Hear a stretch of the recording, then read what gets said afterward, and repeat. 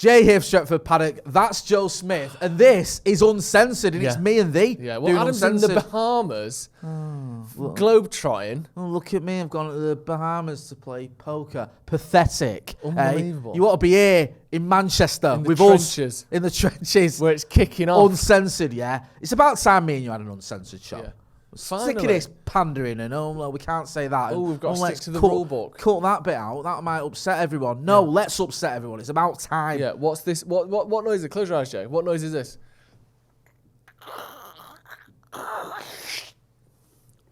What's that noise? That sounds like me going for a wee in the middle of the night. No, that was the sound of me ripping up the rule book. All right. Yeah? Because anything could happen on here. What are we talking about, Jay? We're going to be talking about, right, a bit of... What's the word? Is it Schadenfreude? Schadenfreude. What is it? Plays for Tottenham. Yeah, left back. Yeah. What is that word? Schadenfreude. Schadenfreude. Yeah. Yeah. Laughing at other people's misfortunes because we're doing all right. It's a bit of that. Yeah. Do you know what I mean? Yeah. Because you know, like when the Ralph Ragnick era. That was the original title for You've Been Framed. You've Been Freude. Nice. Because you laughed at kids the falling German over. version. Yes. Aye. 9. Well, I don't even know what yes is in German. It's Zwei. So, what is it? What's yes in German? Ja. Huh? Ja. Whatever. Yeah, sure, if you want to. There you go. See, learning German. Yeah. Shakespeare. We're going to be talking about the fact that we can laugh at people now because let's face facts. When we had Ralph Ragnick in towards the end of our way, everyone was laughing at us. Yeah. Constantly. Because it was rubbish. We were rubbish. Nothing was good. No. Do you know what I mean? We got knocked out of the cup competition straight away almost. Middlesbrough. Yeah, exactly. And then That was horrendous, actually. We battered them in that game. We were quite good in that game. No, there was a 4-game spell where we were really good. And losing at home to Middlesbrough in the FA Cup was one of those games. That's how bad it was under Rangnick. Our best performance, I think, you look at the stats in that game, it could not have been more dominant. We lost to a championship team. Yeah, it was poor. And you know what made it worse, right, in a way, was the fact that everyone had this idea that he should have played... And I'd said it myself, should have played Dean Henderson in the Europa League final. Penalties, Dean Henderson. Saves penalties all the time, mate. Does. Yeah? What happened against Middlesbrough? He let them all in. Yeah, he did do that, didn't he? He's mad, isn't it? I love that. And that goes back to my point that I make this point all the time. There's a few points that I just repeat. Yeah. And this is one of them, is that sometimes there was no substitute you could have made to win you the game. There is like people are always like, well, why didn't you do that? Well, why did you bring him on instead of him? Well, people assume that if you made a sub and you didn't go on to win the game, then the sub was the wrong choice. Yeah. And if you'd have made a different sub, you'd have won the game. Sometimes you just cannot win the game. Dean Henderson is better at saving penalties than David De Gea. Yeah. So you put him in net. I think he was already in net, wasn't he? You have him in net, or did we sub him on? I think we might have even subbed him on. What, for Middlesbrough? Yeah. No, he started. Oh, he started the game. You have him in net, and you still lose, and he saves no penalties. That doesn't mean that De Gea is now better than him. It just maybe means that they're both not quite good enough at saving penalties. Sometimes there's nothing you can do. It's not always the case that, well, if you'd have done it a different way, you'd have won. Sometimes you just lost. Sometimes you can do something better, though. Like Gareth Southgate for England could have done better by bringing Marcus Rashford on against France for longer than 5 minutes, especially when he played Raheem Sterling, who'd not trained all week, for 30 minutes. That made... 11 minutes plus added time. That made no sense. No, that did make no sense. Yeah. Anyway, we're not here to talk about how rubbish we are. We're here to talk about how great we are and how everyone else is rubbish. For starters, I'm laughing at all the pundits getting everything wrong. Yeah. All the ABUs, as they're called. It feels like, when you say that, what do you mean? Anyone but United. Okay, yeah. Nothing to do with that Abu Dhabi or whatever. Oh, God, no. No. Because when you talk about pundits and all that, Souness is the obvious one that springs to mind. Saying Graham. That, right. Saying that Casemiro is a steady Eddie who's never been world class. Yeah. I think he might. He's our best player. I think. Yeah.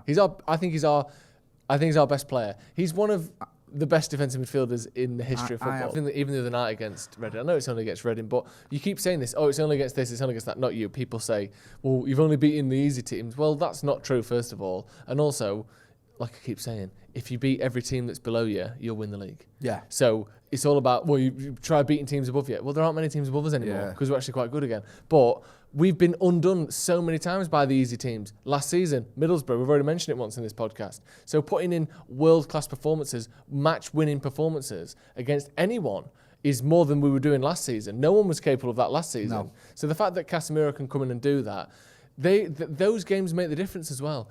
That game being a 3, and it was 3-1 in the end, but going 3-0 up in that game is the difference between the last 20 minutes, you're jogging, and if it's 1-0, you're sprinting.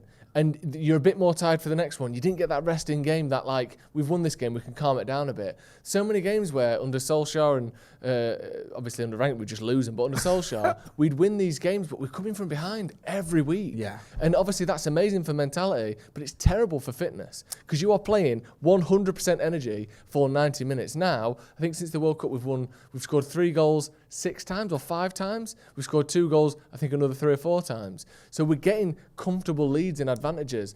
And I know obviously we've dropped a couple of points late on in games, but typically if we're winning games into the 90th minute, we're pretty much cruising. Yeah. And that's so good when you've got this many games coming up. You can't be playing at 100% every single minute. And that's something that Casemiro brings is, yes, you would expect to beat Reading at any time. But again, back to Middlesbrough last season, we dominated that game, but we couldn't score. So it doesn't matter because you're still playing at 100% intensity into the 90th minute. I know. You're right. And this is the thing, you've got United doing really well. And then these pundits who went early, didn't they? Yeah. You know, sometimes you go early. I was getting stick on a podcast the other week because I went early on Weghorst. I said, I think he'll do all right, United. Yeah. And there's a lad who's on this podcast, a City fan, he says, you've gone early here. The kid who scored 2 goals for Burnley and you've already backed him. But I do think he'll do well. But they all went early, none more so than Mr. Carragher with Martinez. Now, you took him to task on this one, didn't you? Because he said after, 2 games, Martinez was too small for the Premier League. Yeah. He went early after the Brighton and Brentford game. Yeah. Now, the weird thing about that is Brighton, Martinez played well. He did. Yeah. Wasn't his fault we lost. No. And for Brentford, he played half a game. Oh, admittedly, we conceded 4 goals in half. But he wasn't at fault for, I think, 3 of them. I think there's one where you go when he falls over and Ben Mee beats him to it. So basically, because he's responsible for 1 goal, was opening 2 games, you've written him off. And you sort of called him out, didn't you? Because he was willing to go the other way where he'd back someone after a couple of games. Yeah. But then he was, then he was going, it's too early to tell about someone. But he'd come out after 2 games and gone, Martinez isn't good enough. And in the meantime, Martinez has not only been, I think, player of the month for United and one of the players of the month in the Premier League and done all this stuff for impressing everyone. He's also won a World Cup. Yeah. And I know he didn't play in the final, but he played 5 games en route to the final, including 100-odd minutes in the quarterfinals. Yeah. So it's not like he wasn't involved. No, he was very involved. Yeah. It's amazing, isn't it? And it's weird because we speak about this the way that the media sort of almost guide the narrative on Man United, or try to, or certainly piggyback off it. And I was speaking to Jamie Jackson last week, I think it was, and I asked him about Ten Hag, and he sort of basically said the journalists like him. They think he's good. They respect him. He's got a good way with them. He's not particularly pandering and schmaltzy, and he wants everyone to like him, but he's respectful and he does the job the right way and he says the right things.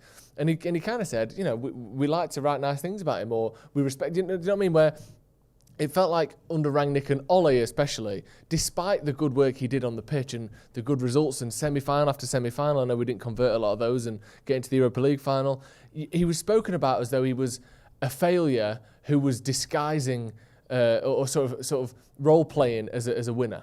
Like, he's winning all these games, but really, he's shit. And that will be proven. It's just a matter of time when. That was the narrative under Solskjaer. Like, he's a bad manager, but, he's winning all these games. That's not really him. This is the new manager bounce that's lasted 2 years.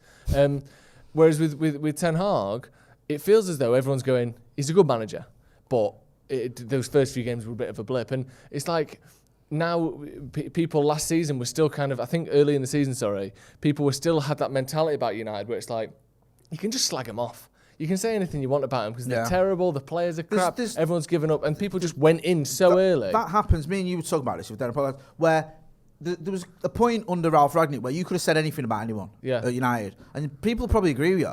Yeah. You know what I mean? You can say, get rid of Rashford, or you could say... People were saying that. Get rid of Martial, get rid of McTominay, get rid of Fred. Do you know what I mean? Sell De Gea, Bayern Rooney's a mistake. The manager's awful. The coaching staff's terrible. We're always glazers out. But you could have gone in on anyone, and most people would have backed you. And early doors, the sort of non-United media were loving that, weren't they? Because it was that same sort of thing where you could jump in and go... United, they've lost the first 2 games. This manager doesn't know what he's doing. The players he's bought in are crap, and they're all just rubbish. But when you sort of scratch beneath the surface, it doesn't make sense. And what didn't make sense is anyone with half a brain would have known, even before Erik ten Hag arrived at United, he's a better manager than Gareth Southgate. Right? Gareth Southgate doesn't go to Ajax and win a title every season and get to the Champions League semi-final. He just doesn't. No. And yet, Danny Murphy was like, United should have got Gareth Southgate. Based on what? Getting Middlesbrough relegated. What are you on about? What proof have you got that Gareth Southgate is a Premier League manager or can manage at the elite level that the Premier League is? No. You've got proof with Ten Hag because he's done it in Europe and he's done it at Dutch League where before him, no one was winning the last 3 years or 4 years before him, Ajax didn't win a title. I know Danny Murphy didn't know this at the time, but his success has just been sacked. Yeah. So it's not like it's dead easy at Ajax. No. It's not. You've got some good teams in that Dutch League. Yes, you've got some garbage, but you've got the likes of Feyenoord and PSV and other teams that challenge as, they're finding out now. So it's like Danny Murphy was another one who just went, Gareth Southgate's better. Should have got Gareth Southgate. Well, why? Where's that coming from? Do you know what I mean? It's this whole thing of going early and going with an outrageous statement. Like, Casemiro's a steady Eddie. That was Graham Sounessi's take on Casemiro, who's won 5 Champions League.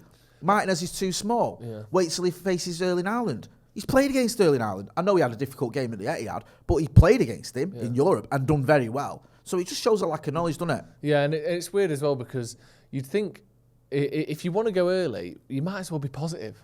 Like, what harm does it do? If you think of it from a pundit's perspective, if you say, I think he'll be really good. Yeah. I know he's 5'9", I know there's been a lot of talk about that. That's not going to affect him. If you're wrong and he's shit, it's even better for you as Jamie Carragher or whatever, because you get to gloat even more. I thought he came in with all these expectations, even had me fooled. He's been awful. Whereas if you go in bad and you say, oh, he's not good enough, he's too small for this league, it won't work, and then he proves you wrong, he's also helping a rival because you're a Liverpool fan and making you look a twat. Yeah. It's like, how can you not see that the best way for you is to predict he'll do well, then when he fails, you laugh. Because it makes so much more sense to do it that way around because you cover your own back, you get to be a little bit positive as well, so you're not seen as some sort of dour, negative pundit. And when it goes wrong, it's literally win-win for you. Do you know what is win-win? What? Tell you what's win-win. Go on. Newsflash, gentlemen. Oh, go on. Yeah? Valentine's Day is almost here. Valentine's Day. And by the grace of Cupid, our friends at Manscaped, trademarked, are coming with the best tools to get your boys downstairs ready for the special occasion. Oh, yeah? I love it. Because I'd like to propose something, Joseph.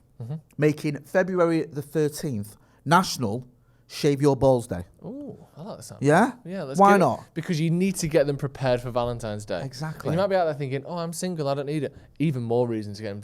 If you get that lucky Valentine's Day hookup, the last thing you want is to be unprepared. No. You want people knowing that you look after yourself, and that's where Manscaped comes in. A little extra treat for them. So, who's with me? You and me on that one? Yeah. Let's get this Valentine's Day, or the day before, Valentine's Day Eve, as National Shave Your Balls Day, and join the 7 million men worldwide, which is literally, I think that's as many men as there is in the world, who trust Manscaped, the leaders in below-the-waist grooming. Now, we've got an exclusive offer here on Uncensored.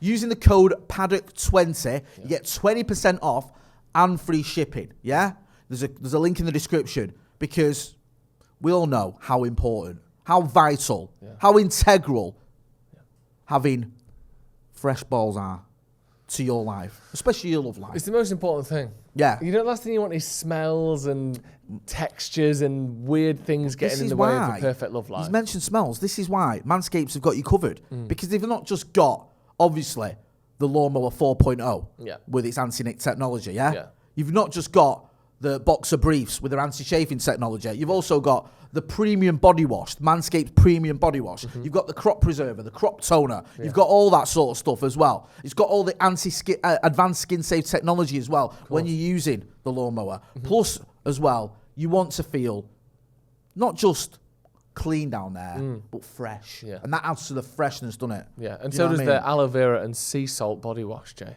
Two things that have been waiting to meet for so long. It's like blind date. The thing comes back and now look, aloe vera and sea salt. Wow. Aloe vera, that's what Jack Duckworth used to say, innit? Yeah, and that's what Salt is now saying in Manscaped's body wash. So make sure you check out. Go and check out Manscaped. Thank you once again for them for sponsoring the show. Use the code Paddock20 for 20% off and free shipping. Order now for Valentine's Day. Get that bad boy sorted out, yeah? It's the biggest time of year for your nuts, and let Manscaped take care. Again, Paddock20. The link to that is in the description. Check them out.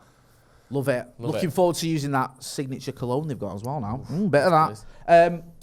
Big thank you to Manscaped for sponsoring this podcast. Now, we were talking about laughing at people who've got things wrong, weren't we?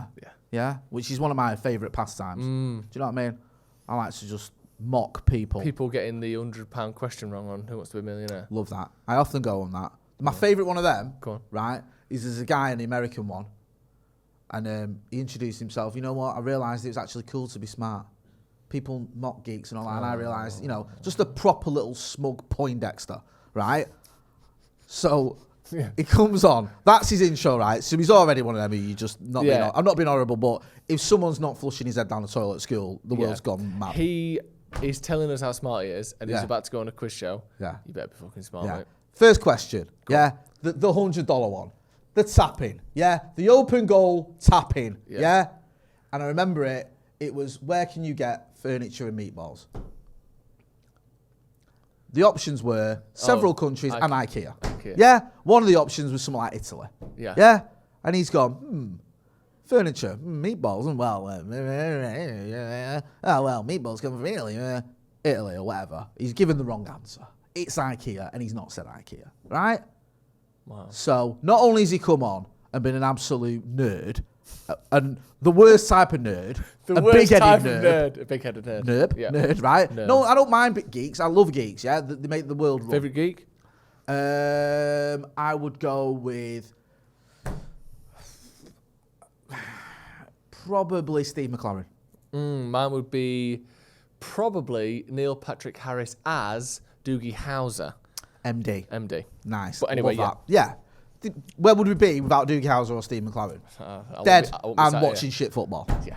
Right, in hell. Yeah? That's where we'd be, officially. Right? So I love geeks. Yeah? I want my kids, I say it to you, don't I? All the time. I want my kids to be geeks. Give me a choice of geeks or chavs. Geeks all the way. Yeah? I pray for the day I've got a house full of nerds. Yeah? So there's nothing wrong with that. But if you're going to be arrogant about it, at least have the accuracy to back it up. The acumen. Yeah. My man just flops on the first question. Just looks like a right knob. Shocking that, innit? Yeah. Speaking of flops. Nice. Should we talk about Jurgen Klopp a little bit? Nice. Do you know what I don't like about Jurgen Klopp? What? Other than the fact he manages that horrible football club. Yeah. There's a limit, right? There's a bit of you, right? When a manager loses or he's going through a sticky patch, they're all difficult, right, Joe? They all are. And I'm not, I know this is like, look at me, but I've done the presses with Pep Guardiola when things weren't going great for him. Yeah. He was hard work. He was. Fergie could be difficult. Mourinho could be horrible. Nightmare. Do you know what I mean? Yeah. Like, I've been in Mourinho presses absolutely bricking it when I had to ask him a question in case he started shouting at me. Do you know what I mean? So, I get it. But Klopp takes it to another level. Yeah. He's just unnecessarily angry at innocuous questions. And he was asked recently about the January transfer window. In the January transfer window, are you going to do any business in the January transfer window because it's the January transfer window? And he went ballistic. It was just like, what are you on about? Why have you lost the plot on this question? It's weird as well, isn't it? Because I know that they've not spent as much as other big teams. I get that. But at the same time, some of the money they have spent in recent years has been misplaced.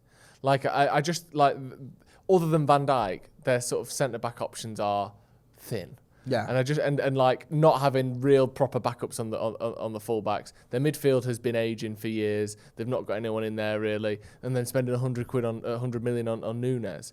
You just think like, I don't know. It's not. I do think he's obviously a very good manager. Like there's no doubt in that, is there? But the way he approaches things, sometimes you think he would be the worst person in the world to be married to.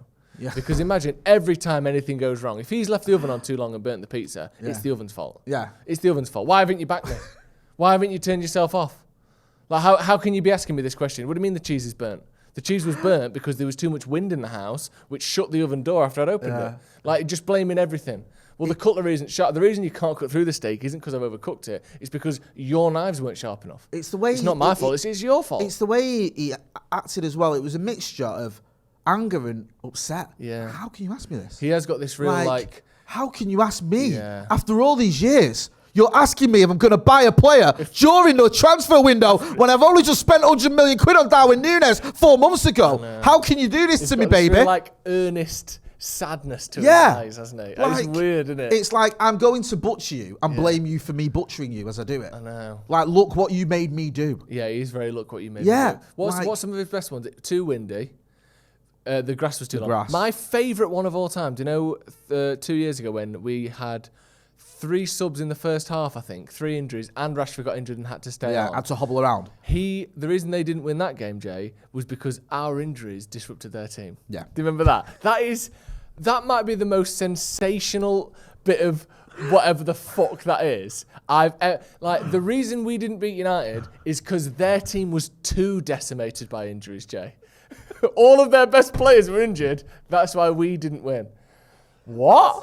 What does that mean? What does that mean? Nice. Here's the thing. The worse their squad is, the harder it is to beat them. Which is why, that's why, of course, all the amateur teams with like people who are like part-time, they work as a plumber and then they play football, that's why they win the Premier League every season. I mean, because the worse you are, the better you do. It's beyond ridiculous. It's utter nonsense God, of the highest order. It's great, though, now, the thing with Klopp is, when he was at Dortmund, and I was thinking about this morning, right? And I've said this. I said it on Devils when Fergie announced he's retiring. I'd have had Klopp. Yeah. I think he would have been tailor-made for Manchester United. And I think if we'd have backed him properly, like in 2013, if he'd have signed a deal with us and we'd have spent the money we've spent during that period up to now, he'd have won a title with us. He'd have won maybe even the Champions League with us. I think he would have won the Champions League with us. Yeah. I think he'd have had success, and I think the fans would have loved him. Yeah. Because he's that type of manager. If he's your manager, he gets the whole fan thing. He's in the, celebrating with the crowd afterwards, and he's in the pub afterwards and all that sort of stuff. And we've seen him, and he can get the crowd going. And when things are going well, especially, he's very, very good at that. But when things are going badly, and also when he's been there a little while, the wheels have come off, and he doesn't know what to do, and he gets really arsey. And now, I'm glad we haven't got him now, but I would have had him then, if that makes sense, because he is a good manager now, and you got to respect the fact, or at least appreciate the fact that he has been to 3 Champions League finals and won one, which isn't easy. Can't argue that. No, and he's won a Premier League in the middle of City dominating, which again you've got to go, okay, fair enough. But there is a part of me that feels a little bit less than sympathetic to him when he's moaning all the time. Yeah. And yes, he hasn't spent as much as City, and certainly not Chelsea, who've just gone turbo recently, but he has bought the most expensive goalkeeper ever, up until a point, the most expensive defender ever, one of the most expensive midfielders ever, and one of the most, certainly the Premier League's most expensive striker ever at the time. So it's not like he's not been backed, and yet he still acts like he's the hard done by Claudio Ranieri managing Leicester to a title, and it's just ridiculous. Yeah, and you don't need to do that. Speaking of managers who have been backed, Pep Guardiola's losing it as well. Sorry, managers that have been backed. What are you on about? Pep's absolutely working miracles on a shoestring. What are you on about? Isn't it weird that they've sold Zinchenko, who, I'll be honest, I thought was just a sort of small cog in that machine. Say small cock in the showers then. I'll be honest. I was about to say just a small cock in the changing room. I always considered Zinchenko a small cock. Right, okay. And yet, he's gone to Arsenal. I don't think it's the main reason, but they're flying top of the league.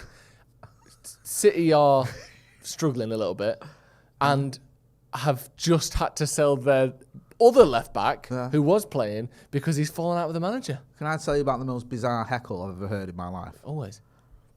During the Arsenal United game at Old Trafford, someone near me shouted to Zinchenko, "Our petrol prices have gone up because of you, dickhead."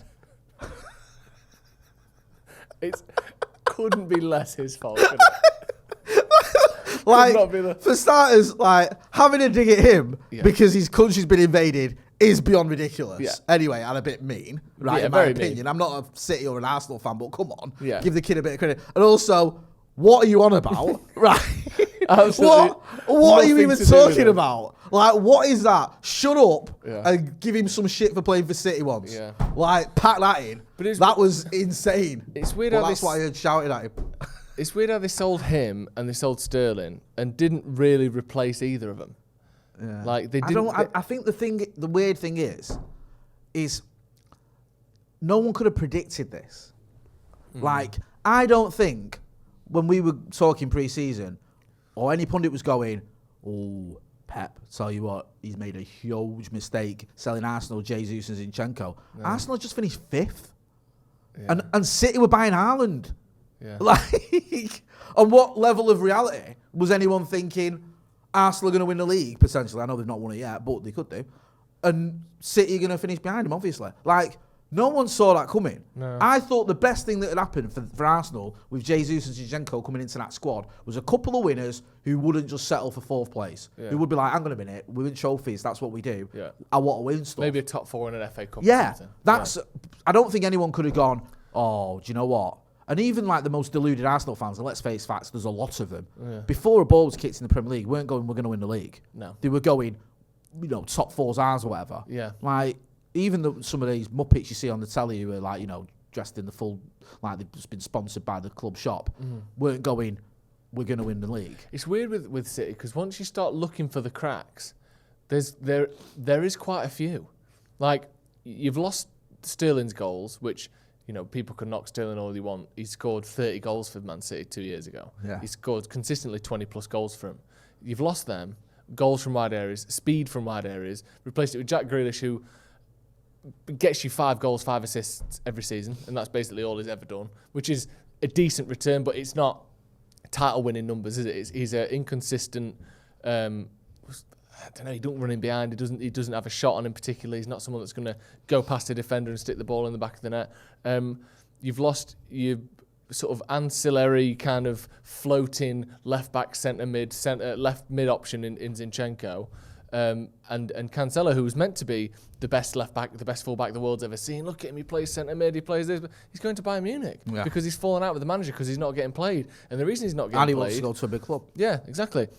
And the reason he's not getting played is because Pep likes to do this sort of weird rotation motivation thing where you're my best player, but I'm not going to start you for the next 2 months because I know what I'm doing and you don't. They've got Akanji, who was sort of backup centre-back at Borussia Dortmund. They let him go because he didn't really play for him. And they've got Nathan Ake, who has always had potential when he was at Chelsea and then Bournemouth. But again, you're getting someone who... You'd think Ruben Diaz and Laporte would be their number 1 and 2. And again, Ruben Diaz has been injured, I get it. But they're still keeping Cancelo out of the team. This world-class, he's changed what it means to be a fullback. Kyle Walker couldn't get a game a couple of weeks ago. And he's getting on a bit. Like, it's like Bernardo Silva before the start of the season. There was talk of him wanting to leave because he's not getting the game time. Gundogan's probably going to leave at the end of the season. Like, before you know it, there's a big job going on there. Edison's not been... His shot stopping's not been anywhere near as good as it has been. I wouldn't say it worries me. It fascinates me and it excites me. But what I love about all this is the fact that Pep's reaction to it all is to dig out the fans. Yeah, it's the fans' fault. It's to go, you lot are shit. Yeah. Hey. So you better get your acts together. Yeah. And like people have pointed out, right, before people get in the comments, Fergie did it at Old Trafford. Fergie said that the fans, were terrible. And Keane said about the prawn sandwich brigade. Yes, he did, right? There's 2 things I'll say to that. When he said it, City fans were all over us. So we're returning the favour. Yeah. And also, the atmosphere at Old Trafford is now mint. Yeah. So what happened 10 years ago, not even that, 12 years ago, is almost irrelevant now. We've improved the atmosphere at Old Trafford. We're down the road. City are winning and challenging for titles every year.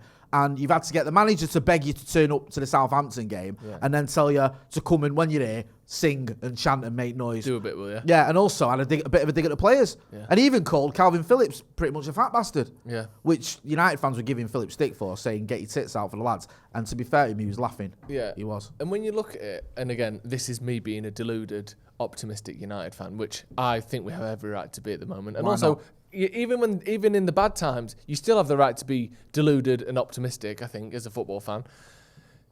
I still think City could win the league this season. Yeah, I agree. But for me, there are cracks beginning to show there. I don't think Pep is going to stay forever. I think you've got a team where I don't know the exact age of all of these players I'm about to mention, but I know that all sort of 28 or above.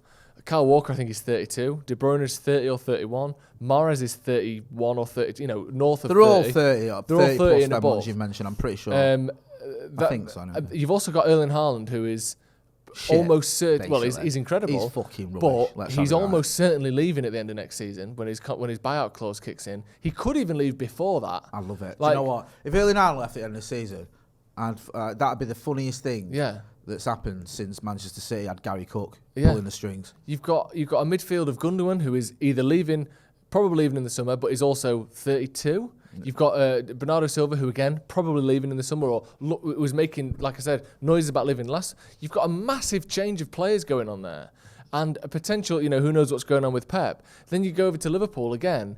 This is depending on their new investors, their new owners. Potentially, there could be a huge injection of cash or not. You've got Klopp, who's been there for 7 years now, with a team with people like James Milner, who was a decent midfielder at his peak, and his peak was a decade ago, still playing week in, week out for him when he's fit. You've got Jordan Henderson, who again was basically James Milner. Do you not feel with Klopp now, there's almost an element that you see when things are going wrong for United, that what Ollie did and what Jose did was they picked the players that they could trust. Yeah. Like Jose loved Fellaini. Yeah. Because Fellaini would turn up for him and do as he was told. Ollie was very reliant on McFred because those were players Maguire because those were players that would try and did what he asked them to do. Not necessarily the best in that position, and I feel like Klopp's getting there with that because I saw the Scousers were moaning about his substitutions against Brighton because I think he took off Naby Keita and Thiago and was playing the likes of Milner and Henderson, and they're going like, why is he doing that? Like, but maybe he's thinking these are the players I can trust. Just before we wrap up, I wanted to ask you one thing on Zinchenko. Did you see him after the game at the Etihad? No. The most bizarre thing I've ever seen. The FA Cup game? Yeah, right. It's really weird. He sort of kicks off a bit with, I think, like all the City players go over to him and start hugging him. Yeah. But then they're hugging him and throwing him around like he's a little child. Like Kyle Walker literally just picks him up and throws him like back down. And then he starts getting angry. And he gets angry with Gundogan. Gundogan goes over to give him a hug and a kiss. Says something to him. Zinchenko sees his ass. Kind of goes for Gundogan, who then laughs, and Kyle Walker grabs Zinchenko's ear and pulls him down.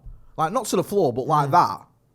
And then they're all laughing. Jack Grealish comes over and laughs. And it's like when one of your kids kicks off, and you're like, no, shut up. It was like, it's really weird, you need to see it. Because it's like, there's a bit where you can see Zinchenko is genuinely losing the plot. And all the City players are treating him like a 4-year-old child who's just biting their ankles. Can I just say, I respect that from the City players. Yeah, it is hilarious. Because he's one of the people who's attributed as being this, like, he's changed the mentality in the dressing room, Zinchenko, and he clearly, there has been some effect there. Yeah. Whether they could have done this without him, we'll never know. But he's there and they're doing it. If you want to disturb someone, maybe because now the next time they play City, they've got him twice still this season, as everyone knows. Obviously, famously, they've not played each other yet in the league. Zinchenko might have an extra 5% aggression, an extra I'm going to step out and I'm going to do him. And he might just, if they can try and rattle him and make him bottle it, that's probably the way to do it, innit? It is baby, sorry, have you gone to a new team? The bit where Kyle Walker grabs his ear. Great. He's hilarious. I've never seen that before. I want him unsettled. I want him rattled. And he's doing it with a grin on his face, like, shut up, Zinchenko, you nana. And then Zinchenko eventually realises that, like, and all these City players have, like, surrounded him, basically, as well. So he's got, like, Jack Grealish and Gundogan and Kyle Walker and one or two others. And he just sort of, then he chills out a bit. But you can see he's spat his dummy out. And it's just pretty funny to see, even though I do hate City and I hope they lose the next game. I hope they lose all the games. Anyway, we're going to wrap it up there. Thanks to Manscaped for sponsoring this podcast, Uncensored. Don't worry, if you love a bit of McCullough Uncensored, he'll be back next week. Joe Smith, thanks for joining me on yet another podcast. Very much. Loved my it, esteemed colleague. Where can people find you? On the Sloppy Joe's podcast, new episode out tomorrow. Yeah, go and check that out. So that one. So make sure you're checking that out. You know where to find me as well. Don't forget to hit like, share, and subscribe. This has been Uncensored. That's been Joe. I've been Jay. Thanks for watching.